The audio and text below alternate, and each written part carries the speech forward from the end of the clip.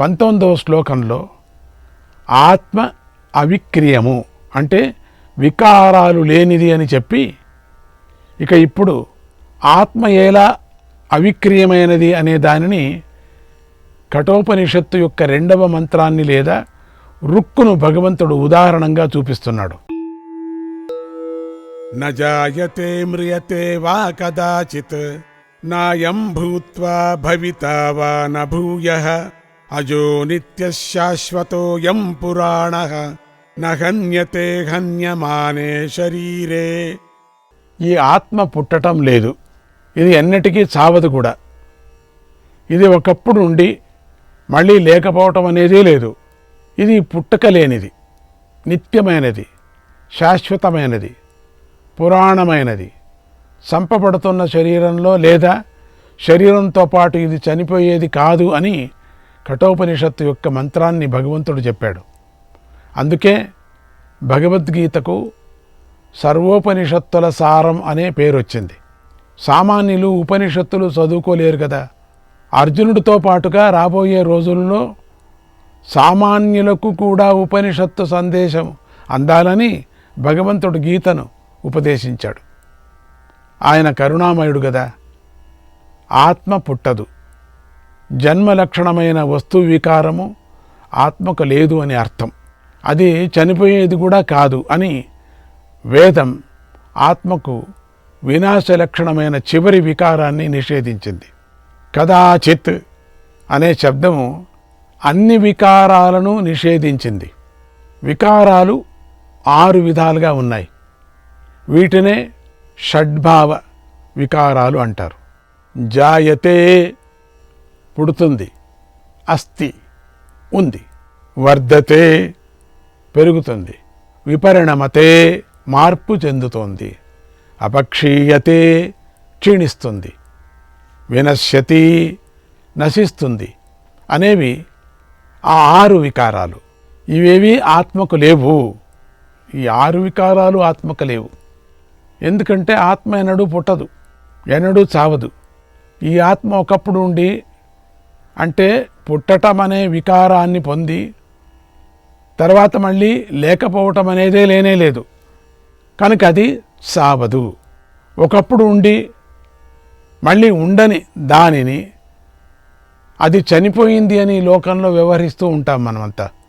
ఈ ఆత్మ దేహంలాగా ముందు లేకుండా తర్వాత ఉండేది కూడా కాదు. కనుక అది పుట్టటం లేదు అనే అర్థం సిద్ధిస్తుంది. ముందు లేకుండా ఉండి తర్వాత ఉండే దానిని లోకంలో మనం పుట్టేదంటాం. ఆ ఆత్మ అలా కాదు కదా. కనుక ఆత్మకు పుట్టక లేదు కదా. అసలు అది పుట్టింది లేదు, గిట్టింది లేదు, ఎన్ని మాటలు చెప్పుకుంటున్నాం మనం. దాని కర్మానుసారంగా దేహాన్ని ధరించి దాని ఇష్టం మళ్ళీ ఆ కర్మను అనుభవించటానికి బుద్ధితో ఇంకొక దేహం తీసుకుంటుంది. మళ్ళీతో బుద్ధితో నాశనమైపోయి, శరీరంతో బుద్ధితో నాశనమైపోయి చచ్చిపోయినట్టుగా కనపడి మనమంతా చచ్చిపోయాడు. ఎవరు చచ్చిపోయారు? దేహానికి ఏదన్నా పేరు పెట్టుకుంటే వాడు చచ్చిపోయాడు.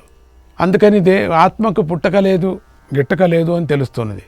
పుట్టటం లేదు గనుక ఆత్మ జన్మ రహితము, ఉత్పత్తి లేదు గనుక నాశనము లేదు, కనుక నిత్యము. అజహ నిత్యః అనే మాటలకు ఇదే అర్థం. మొదలు తుది అనే 2 వికారాలు లేవు అని చెప్పటంతో వికారాలన్నీ కూడా లేవని చెప్పినట్టే అయ్యింది కూడా. దీనికి వికారాలు లేవు. మొదట వికారాలు ఉంది, తర్వాత వికారం లేదు, ఉండినటువంటిది లేదు అని కానీ, లేదు అనేటువంటి వికారాలు ఉండింది అని కానీ లేదు. కాబట్టి అయినా కూడా మధ్యలో కలిగే వికారాలు కూడా లేవు అని ప్రత్యేకించి చెప్పవలసి ఉంది ఇక్కడ. అందుకే యవనం మొదలైన వికారాలన్నిటినీ లేవని చెప్పటం కోసం శృతి శాశ్వతము మొదలైన పదాలను వాడింది కూడా. ఎప్పుడూ ఉండేదానిని శాశ్వతం అంటారు. అపక్షయ రూపమైనటువంటి వికారం లేదని చెప్పటానికి శాశ్వత శబ్దము వాడబడుతోంది ఇక్కడ. అంటే అవయవాలు లేవు కనుక స్వరూపంలో ఆత్మకు క్షయము లేదు. అవయవాలు లేవు కనుక స్వరూపంలో ఆత్మకు క్షయం లేదు. నిర్గుణం గనుక గుణములోనూ క్షయం లేదు. ఒకవేళ అవయవాలు ఉంటే పోతుంది అంతే, దాంతోపాటు అది పోతుంది. అవయవాలు లేవు కదా, అవయవాలు దూరుకుంటూ ఉంటుంది, దూరుకొని పోతూ ఉంటుంది అని మీకు సులభంగా అర్థమయ్యేటట్టు చెప్పాలి. ఇట్లా వచ్చిపోతూ ఉంటుంది అంతే, ఇది తిరుగుతూ ఉంటుంది, అక్కడ పుడుతుంది చక్కని, మళ్ళీ అక్కడి నుంచి పరిగెత్తిపోతుంది. ఇక్కడ పుట్టేది వికారాలన్నీ వేరే వేరే, ఈ వికారాలు వేరే, ఈ వికారాలు వేరే, ఈ వికారాలు వేరే, ఇక్కడి నుంచి వెళ్ళిపోతూనే ఉంటుంది. అవినాశి, నాశనము లేనటువంటిది. ఈ అవినాశి నాశనం ఉండే దాంట్లో దొరుకుంది, అది అనిష్టం. ఇది నాశనం, ఇది అవినాశి. ముసలితనం అయిపోయింది, దీనికి పడిపోయింది, ఇది ఇక్కడే ఉంది, ఏం కాలే, మళ్ళీ ఇట్లా వచ్చేసింది, ఇంకోటి మళ్ళీ ఇట్లా పడిపోయింది. అటా సర్వంతర్యామిగా ఉండేటువంటిది ఆత్మ. అంటే అపక్షయానికి వ్యతిరేకమైన వృద్ధి లక్షణంగా గల వికారం కూడా లేదు అని చెప్పటానికి పురాణ శబ్ద ప్రయోగం చేయబడింది ఇక్కడ. అసలు ఆ ఆత్మకు వికారమే లేదు, ఆత్మకు వికారం అనేది లేదు, ఏదీ లేదు. ఉండినట్టు కల్పించింది, చచ్చినట్టు కల్పించింది, పుట్టినట్టు కల్పించింది, లేదు. పుట్టింది, ఉండింది, వికారం పొందింది, అంత వేరుగా ఉంది. ఇక్కడ అవయవాలు కలిగి లావైనప్పుడు దానిని వృద్ధి చెందిందని, కొత్తదైందని అంటాం. వృద్ధి చెందింది కొత్తదైపోతుంది. కానీ ఆత్మకు అవయవాలు లేవు కదా, అందుకని పూర్వమే అది కొత్తది కనుక పురాణము, అందుకే దానిని వృద్ధి చెందడం అనేదే లేనే లేదు. ఆ పురాణానికి చంపబడడం అనేది కూడా లేదు. శరీరం చంపబడి విపరీతమైన పరిణామం చెందినప్పుడు కూడా ఆత్మ ఏ విధమైన మార్పు చెందటం లేదు అని మళ్ళీ చెప్తూనే ఉన్నాడు పరమాత్ముడు. వేరే వేరే విధంగా చెప్తూ ఉన్నాడు. ఇక్కడ నాయం ఘంతి అనే క్రియకు విపరిణమతే, మార్పు చెందనిది అని అర్థం చెప్పుకోవాలి. అంటే ఆత్మ స్వరూపం నుండి మారనిది అని అర్థం. ఎప్పుడు స్వరూపం నుంచే కూడా మారదు. లోకంలో వస్తువులకు కలిగే 6 వికారాలు ఆత్మకు లేవు అని ఈ మంత్రం చెబుతూ ఉన్నది.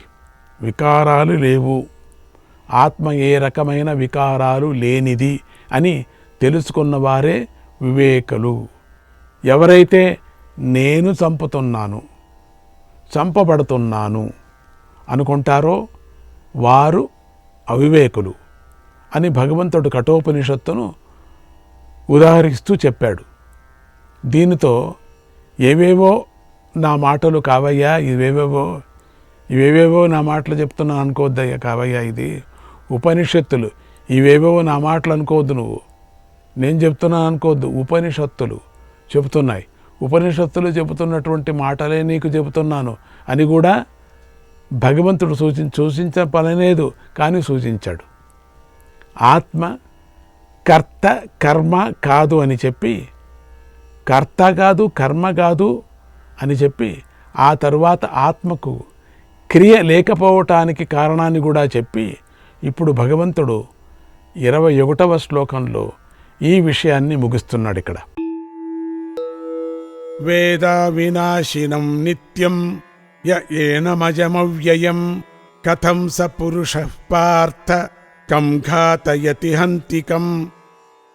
ఓ పార్థ, ఎవడైతే ఈ ఆత్మను పుట్టుకలేనిదిగాను, నాశరహితమైనదిగాను, నిత్యమైనదిగాను తెలుసుకుంటాడో అతడు ఎవరిని ఎలా చంపించగలడు చెప్పు, లేక చంపగలడు అన్నాడు. ఇది ప్రశ్న రూపమైనటువంటి బోధ. తానే ప్రశ్న వేస్తున్నాడు అర్జునుడికి. వెనుకటి మంత్రంలో చెప్పినట్టు ఆత్మ అవినాశి అంటే వికారాలలో చివరిదైన చావులేనిది, నిత్యమంటే మధ్యలో వచ్చే మార్పులు లేనిది, అజమంటే జన్మ లేనిది, అవ్యయమంటే అపక్షయమనే వికారము లేనిది. ఈ విధంగా ఆత్మతత్వం తెలిసినటువంటి అధికారి అంటే యుద్ధం చేయటమే ధర్మంగా ఉన్నవాడు యుద్ధం చేస్తూ ఎలా చంపగలడు, ఎలా చంపించగలడు? ఏ విధంగానూ ఎవరినీ చంపలేడు, ఏ విధంగానూ ఎవరినీ చంపించనూ లేడు. మార్పు లేనిది అనే కారణం. అన్ని క్రియలకు సమానమే కనుక విద్వాంసుడికి సర్వకర్మ ప్రతిషేధమే భగవంతుడికి అభిష్టము అనేది ఈ ప్రకరణానికి అర్థం. చంపటము లేదు, చంపించటము లేదు అని చెప్పటం మాత్రం ఊరికే ఉదాహరణ కోసమే అని తెలుసుకోవాలి మనం. అంటే చంపటము చంపించటం అనే క్రియలు మాత్రమే చెయ్యడు అని మాత్రమే అర్థం కాదు. విద్వాంసుడు ఏ కర్మను చెయ్యడు అని కూడా అర్థం. అర్జునుడికి సూటిగా ఇందులో ఒక ప్రశ్న ఉంది. అర్జున, యుద్ధం చెయ్యను అని అంటున్నావు, బాగానే ఉంది. యుద్ధం చేయకుండా ఏం చేస్తావు? ఏ కర్మ చేయకుండా ఉంటావా? అలా నువ్వు ఉండగలవా? జ్ఞానం లేకుండా అలా కర్మ చేయకుండా ఉండవచ్చా? అలా ఉండటం ధర్మమే అంటావా? ఒకవేళ అజ్ఞానంతో నీకు వేదాలు చెప్పిన కర్మ నువ్వు చేయకుండా ఉంటే నువ్వు కావాలనుకున్న శ్రేయస్సు నీకు లభిస్తుందా పోనీ? ఈ విధమైన భగవంతుడు సంధించిన ప్రశ్నలన్నీ అర్జునుని హృదయానికి తగిలాయి. అప్పుడు అర్థమైందవని. అంతవరకు అర్థం కాల. ఇక ఆత్మ అవినాశి అని చెప్పబడింది కదా, అది ఎలా అంటే దానికి సమాధానం చెబుతున్నాడు ఇక్కడ. అలాగే శరీరము రాలిపోవటం మన కంటికి కనిపిస్తుంది. మరి దానికోసం బాధపడటంలో దోషమేముంది? రాలిపోతున్నది కదా. రాలిపోయేదాని శరీరానికి బాధపడటంలో దోషమేముంది? బాధపడచ్చు కదా అనేటువంటి ప్రశ్నకు కూడా సమాధానం చెప్పబోతున్నాడు. వాసాంసి జీర్ణాని యథా విహాయ నవాని గృహ్ణాతి నరోపరాణి తథా శరీరాణి విహాయ జీర్ణాని అన్యాని సంజ్ఞాతి నవాని దేహి. నరుడు చినిగిపోయిన వస్త్రాలను విడిచి వేరే కొత్త వస్త్రాలను ధరించినట్టుగానే దేహి శిథిలములైనటువంటి శరీరాలను విడిచిపెట్టి వేరే కొత్త వాటి యందు ప్రవేశిస్తున్నాడు అన్నాడు భగవంతుడు. అంటే దేహి ఇష్టం అది, వాళ్ళే వెళుతున్నాడు, తను మళ్ళీ ఇంకోటి తీసేసుకుంటున్నాడు. అట్లా ఈ శ్లోకంలో దేహమే వినాశవంతం కాని ఆత్మ కాదు అని చెప్పబడింది. దేహమే వినాశవంతం కాని ఆత్మ కాదు అని. అలాగే వదిలేసిన చొక్కా గురించి ఏడవనట్టుగా రాలిపోయిన శరీరాన్ని గురించి ఏడవటం తగదు అని కూడా చెప్పినట్టు అయ్యింది కదా. మనం వదిలేశాం. చాలా పెళ్లిలో గుట్టించినటువంటి వస్త్రం, మంచి చీర, ధర్మవరం చీర అనుకుందాం, కట్టుకున్నావు, పెళ్లిలో గుట్టింది. ఓ టెర్లిన్ షర్టు పెళ్లిలో అద్భుతంగా ఉంది.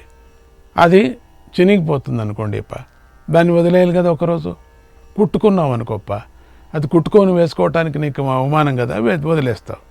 వదిలేసిన తర్వాత కొత్తది తెచ్చుకుంటావు. కొత్తది తెచ్చుకొని దాన్ని నిత్యము ఒక హాల్లో పెట్టుకొని దానికి కుర్చీ పెట్టి దాని ముందర కూర్చొని ఒక అరగంట సేపు ఏడుస్తావా? ఎవరైనా ఏడుస్తారా? లోకంలో మనుష్యులు చినిగిపోయిన బట్టలను వదిలేసి వేరే కొత్తవి వేసుకుంటారు కదా. అలాగే ఆత్మ దుర్బలమైన శరీరాలను వదిలిపెట్టేస్తుంది. ముసలదైపోతుంది, ఇంకెంగా అది ఉండదు అక్కడ. ఇంకా ఆత్మ వేరే కొత్తది ఎత్తుకొని వెళ్ళిపోతుంది, వదిలేస్తుంది. అక్కడ వదిలిపెట్టి వేరే కొత్త శరీరాలను తెచ్చుకుంటుంది, తను తెచ్చేసుకుంటుంది. ఇది పోతుంది. ఇది బట్టలు మార్చినంత మాత్రంలో మనుష్యులు మారటం లేదు కదా. బట్టలు మార్చేస్తున్నావు, మనుషులు మారుతున్నారా? అంగీ ముఖ్యమా, అంగా ముఖ్యమా? మారుతుందా? లేదు కదా. అందుకని అలాగే ఆత్మ కూడా మారిన దేహాలతో మారటం లేదు. మారిన దేహాలన్నీ మారిపోయాయి కదా. ఆత్మ మారుతున్నదా? ఆత్మ అట్లా ఉంది. నువ్వు అంగీ మార్చావు, నువ్వు మారావా? అంగీ మార్చావు కాబట్టి కొంచెం ఇటువైపు కత్తిరించుకున్నావా? లేదు. ఈ దక్షిణ భుజం కొంచెం తగ్గింది, ఇది కొంచెం ఎక్కింది అని చెప్పేసి దీన్ని ఇట్లా కొట్టుకొని దీనికి ఒక కట్టె పెట్టుకొని పైకి లేపి దీన్ని ఇట్లా కొట్టుకుంటావా? పుట్టినావు నువ్వు. అట్లా శరీరం కూడా మారుతుందా? అంగీ మారినప్పుడు మారదు కదా. అట్లనే నీ శరీరం మారిపోయినప్పుడు నీ ఆత్మ మారుతుందా? ఆత్మ ఒకటే కదా. శరీరాలు అనేకాలు. ఎన్ని యోనుల్లో పుట్టావు నువ్వు, ఎంతమంది ఇళ్లలో పుట్టావు, ఎక్కడెక్కడో పుట్టావు, ఎంతమంది తల్లిదండ్రులు నీకు, ఎంతమంది భావమారుతుళ్ళు. లెక్కలేదు. పూర్వజ్ఞానం ఏమన్నా నీకు ఇచ్చిండింటే పరమాత్ముడు తిక్కబట్టిపోవు. అట్లా గాడిది పోతుంటే మావా మావా మావా అంటుంటే తన్నుతుంది అంతే. ఇది దానికి లేదు, దీనికి వీడికి ఉంది. ఎందుకంటే పూర్వజన్మలో వాడు మామ, అందుకని ఎక్కువ వెళ్ళేసి వెనక తట్టు మామా మామ అని తోకబెట్టుకుంటే ఎగిచ్చి తంతుంది. కుక్కను చూసి కుక్క మామ అని పరిగెత్తిపోతే ఎట్లా? గేదె పోతూ ఉంటుంది అనుకో, అయ్యో గేదె మా ఆవిడ, మేము ప్రేమించుకున్నాం అని గేదె ఎంట పడితే గేదెవాడు 4 పీకుతాడు. దున్నపోతను చూసి అయ్యో నా మొగుడు అని దున్నపోతను చూసి. అట్లా అందరూ ప్రపంచంలో ఉండేవాళ్ళంతా అట్లే అనిపిస్తుంది మనకు. అపూర్వజ్ఞానం ఏమన్నా ఉంటే కుక్కలు, గాడిదలు, పందులు 1, 2 అందరూ బంధువులే. వాళ్ళ ఇంట్లో పారి పుట్టాం. ఎవరు? ఆ గేదెమ్మ ఇంట్లో. వాళ్ళ ఇంట్లో పారి పుట్టాం. ఎక్కడ? పందమ్మ ఇంట్లో. అట్లా అవుతుందా? సాధ్యం అవుతుందా? ఇవ్వలేదే. అక్కడ ఇవ్వనే లేదు. అక్కడ పరమాత్మ లీల కాకపోతే ఇంకేమి. అందుకని ఇక్కడ అంగీ మారుతుంది కానీ అంగం మారటం లేదు. ఆత్మ ఒకటే, శరీరాలు అనేకాలు అన్నాడు భగవంతుడు. ఇక ఇప్పుడు ఆత్మ ఎందువల్ల మార్పు లేనిదో ఆ విషయాన్ని చెబుతున్నాడు ఇక్కడ. నైనం చిందంతి శస్త్రాణి నైనం దహతి పావకః నచైనం క్లేదయంత్యాపః నశోషయతి మారుతః. ఆత్మను అంటే శస్త్రాలు ఛేదించలేవు. శాస్త్రాలు కూడా ప్రమాణంగా కూడా చాలా కష్టం చెప్పడం కూడా. ఆత్మను శాస్త్రాలు ఇవి ఏది నిర్ణయంగా చెప్పలేకపోతున్నారు ఇది. అందుకని పరమాత్మ అనేశారు. శస్త్రాలు ఛేదించలేవు, నిప్పు కాల్చలేదు, నీరు తడపలేదు, మునిగిపోలేదు నీళ్లలో. ఆత్మకి ఈ తర్వాత అనటానికి వీల్లేదు. ఏంటి? నీరు తడపలేదు, గాలి ఎండించలేదు, గాలి ఎత్తుకపోలేదు. గాలి ఆత్మకి ఆకలి అవుతుంది అనకూడదు. ప్రస్తుతం మనం ఆత్మను గురించి చెప్పుకుంటున్నాం. ఈ ఆత్మను కత్తులు మొదలైనటువంటి ఆయుధాలు ఛేదించలేవు. ఎందుకంటే ఆత్మకు అవయవాలు లేవు. అందువల్ల ఆయుధాలు అవయవ విభాగం చేయలేవు అన్నాడు భగవంతుడు. ఆయుధాలు ఏమి కూడా దాన్ని విభాగం చేయలేవు అన్నాడు. ఇలా చెప్పడంతో నేను ఆయుధాలతో కొడితే భీష్మాదులు చనిపోతారు కదా అనే అర్జునుడి సందేహానికి సమాధానం చెప్పినట్టు అయింది. నువ్వు ఆయుధాలతో కొడితే వాళ్ళెక్కడ చచ్చిపోతారు? అలాగే ఆత్మను అగ్ని దహించలేదు, భస్మం చేయలేదు, నీరు తడపలేదు. అవయవాలు ఉన్నదానినే నీరు తడిపి కుళ్ళిపోయేలాగా చేయగలదు. కానీ అంటే అవయవాలను వేరు చేయగలదు అంత. అవయవాలు లేని ఆత్మయందు అది అసంభవం. అవయవాలు లేని ఆత్మయందు అది అసంభవం. అంటే అలాగే నూనెతో తడిసిన వస్తువును గాలి ఎండింపజేసి నాశనం చేయగలదు కదా. కానీ ఆత్మను మాత్రం గాలి కూడా ఎండగొట్టలేదు. దేనికి చిక్కతది? అగమ నిగమానికి దొరకడు. అచ్ఛేద్యోయమ దాహ్యోయం అక్లేద్యో శోష్య ఏవచ నిత్య సర్వగతస్థాణు అచలోయం సనాతనః. ఓ అర్జున, ఈ ఆత్మ ఛేదింప శక్యం కానిది, కాల్చటానికి వీలు లేనిది, తడతలేనిది, ఎండగొట్టలేనిది. ఇది ఎప్పుడూ ఉండేది, అంతటా వ్యాపించి ఉండేది. శ్రీకృష్ణాయ పరమాత్మనే నమః.